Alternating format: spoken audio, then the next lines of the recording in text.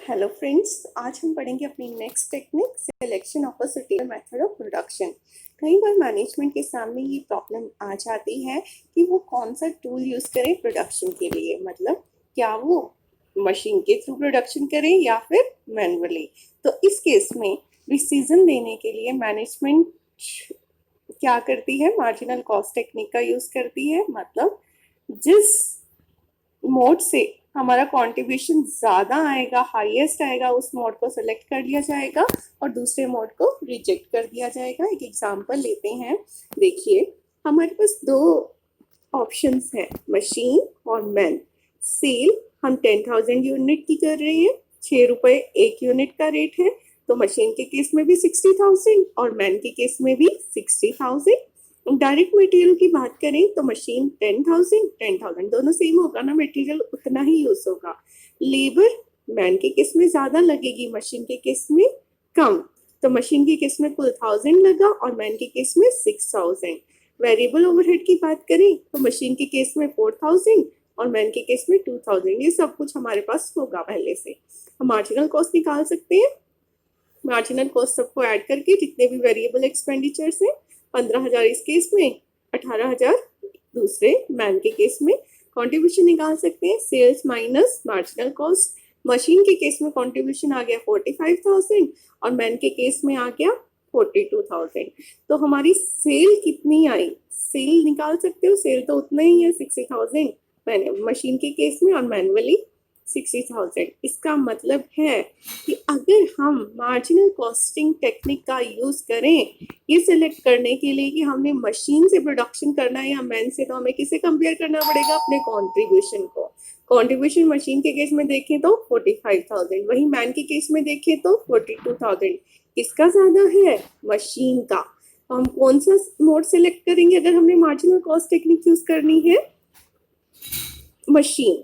अब देखिए, क्या ये फिजिबल है कि हम मशीन के कैपिटल एक्सपेंडिचर को लिए बिना डिसीजन ले लें। एक्चुअल सिनेरियो में ये सिचुएशन पॉसिबल नहीं है, क्योंकि हमने मशीन परचेज करने के लिए कैपिटल उधार ली होगी, कैपिटल पर इंटरेस्ट भी देना है और मशीन पर डेप्रिसिएशन भी।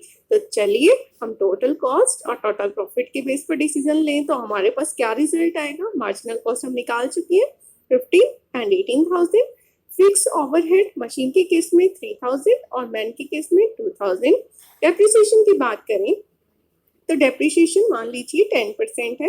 40,000 की मशीन ली तो 4,000 का हमारा डेप्रिसिएशन आ गया। इंटरेस्ट ऑन कैपिटल की बात करें 2,000 होगा, 5% दे रहे हैं हम इंटरेस्ट, 2,000। टोटल कॉस्ट आ गई हमारी 24,000 in case of machine and in case of man 20,000। Profit आया इन केस ऑफ मशीन कैसे आया, 60,000 minus 24,000, 36,000। Similarly profit in case of man 60,000 minus 20,000 is equal to 40,000। तो देखिए, अगर हम प्रॉफिट के बेस पर डिसीजन लें कि हमने कौन सा मोड सिलेक्ट करना है, तो मैन के केस में प्रॉफिट ज्यादा है 40,000। तो अगर हमें टोटल कॉस्ट और टोटल प्रॉफिट के बेस पर डिसीजन लेना हो, देखिए टोटल कॉस्ट किसकी ज्यादा है, मशीन की, मैन की कम है। टोटल कॉस्ट और टोटल प्रॉफिट के बेस पर हम डिसीजन लेंगे तो हमारा कौन सा मोड सिलेक्ट होगा, मैन। और वहीं पर मार्जिनल कॉस्ट टेक्निक के बेस पर डिसीजन ले तो मशीन। तो ये था हमारी technique selecting of suitable method of production. अब हम नेक्स्ट टेक्निक के बारे में जानेंगे जो है प्लांट शटडाउन डिसीजन।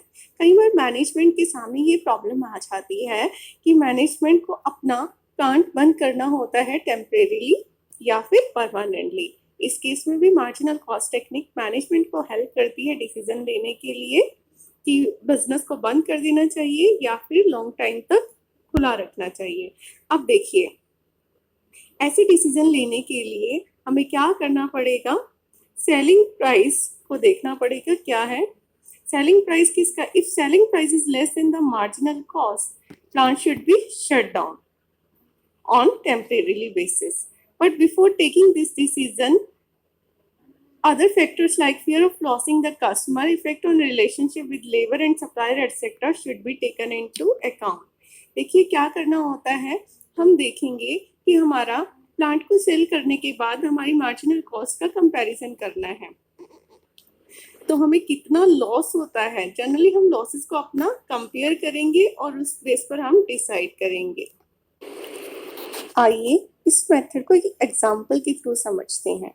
मान लीजिए हमारी टोटल सेल है 10,000 यूनिट और हम एक यूनिट को 85 रुपीज़ में बेचते हैं, तो हमारी टोटल सेल कितने की होगी? 8,50,000।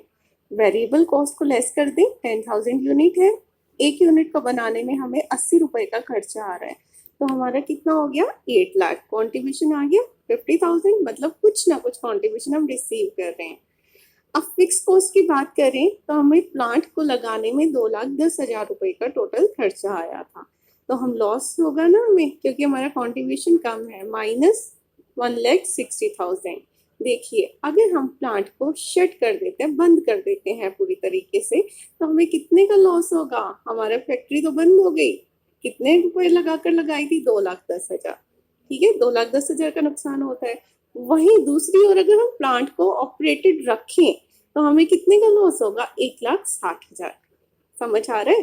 प्लांट को बंद कर दिया तो लॉस जो बिल्कुल ही नहीं, कुछ आ ही नहीं रहा, रिवेन्यू बिल्कुल ही नहीं आ रहा, उस केस में 2,10,000 का खर्चा है। वहीं पर अगर हम कुछ रिवेन्यू जनरेट करते हैं तो हमें कितने का एक्सपेंडिचर फेस करना पड़ रहा है? 1,60,000 का। हमारा डिसीजन क्या होना चाहिए? हमारा डिसीजन होना चाहिए कि हमें प्लांट को तब तक कॉन्टिन्यू सिचुएशन में रखना है जब तक हम कुछ ना कुछ कॉन्ट्रीब्यूशन रिसीव करते जाएं।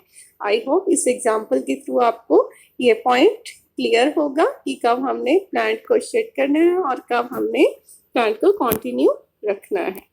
तो नेक्स्ट टेक्निक्स के लिए आप बने रहिए हमारी क्लासेस के साथ। Thank you so much.